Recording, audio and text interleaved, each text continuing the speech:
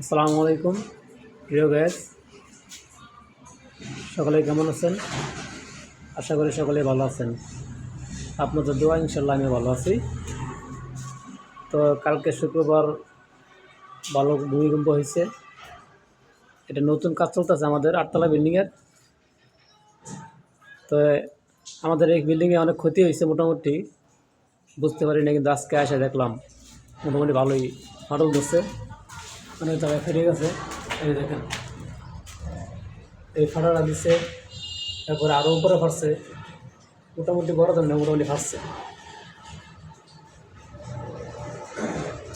তো সবাই আল্লাহর কাছে দোয়া করবো ইনশাল্লাহ এরকম যেন কোনো ক্ষয়ক্ষতি না হয় কারো।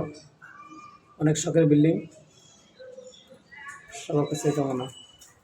সবাই ভালো থাকবেন, সুস্থ থাকবেন। আসসালামু আলাইকুম।